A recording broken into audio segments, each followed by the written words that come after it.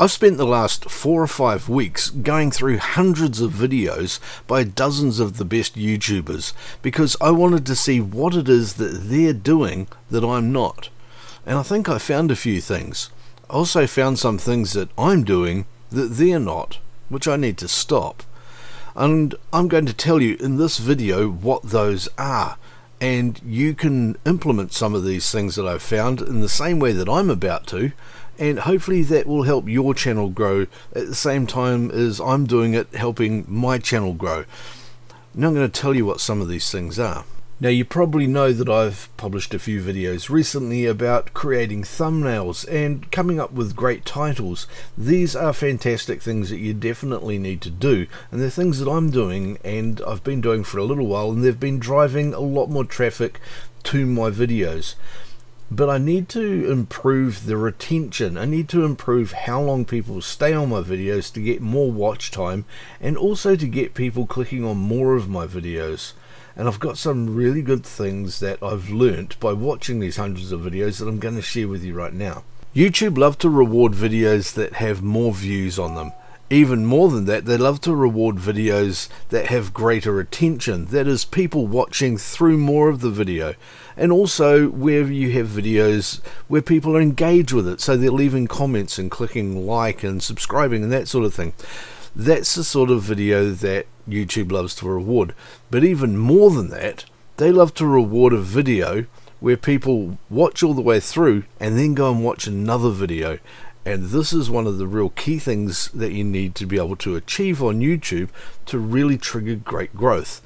And here are 3 things that you can change right now on your videos to make that happen. The first thing I noticed when looking at these hundreds of other videos was that almost none of them have any form of intro graphic. You know, that title that I've got where it's got my name and the title of the video and a bit of music and that sort of thing, and all that blather I do at the beginning to introduce it. They don't have it. It's not necessary. What they're doing is just getting straight into the meat of the video straight away, and they're not wasting your time. And when I went and looked at my analytics for my videos, I saw that it was during that first bit that I don't really need is when a lot of people were clicking away. Once people got into the meat of my video, they were staying, but there weren't that many of them left a lot of the time. I was dropping off about 40-50% of all my viewers by the time that my intro sequence is finished. We don't want that happening, so I'm going to stop doing those intro sequences, just like all the big boys. The next thing I noticed that all of these successful YouTubers were doing, or not doing, was saying, hey, subscribe to me, click on all these links, do all this thing, leave comments and that sort of stuff. Don't do that. I'm not going to do that anymore. It just uses up more time at the beginning of your video, and also where people were clicking away, and it adds a few more seconds, another 10-15 seconds that people are bored with. You don't need to tell people that. We don't need to do that. Everybody knows how to do it. So let's just skip that as well, and once again get straight into the meat of the video. Stop wasting people's time. The third thing I noticed with all of these really good successful videos is that they're all quite short. I know that if you stay to 8 minutes now, you can get a second post-roll ad in, and if that's important to you, then go for 8 minutes. But I tell you what, how about you take your video down to 5 minutes and have more people get to your end card? And I'll get to end cards in a second. It might sound silly trying to get more watch time by creating a shorter video, but if you create a shorter video, then you will get more people through to your end cards, and then you can get them to click on another one of your videos. What's better, having them watch half of one video because they don't get all the way through, or watching a lot more of 2 videos, maybe 3 videos? You see, YouTube is really going to reward you and your videos and your channels a lot more if they're watching 1, 2, 3, 5, 10 of your videos in a row.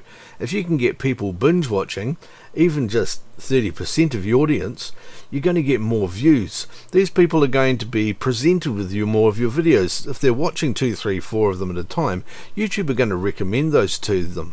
If other people watch more of your videos or search one of your videos, then they're also likely to get recommended, and it's that recommended engine is the one that you really want to trigger to get more views, to get more watch time, to get more subscribers on YouTube.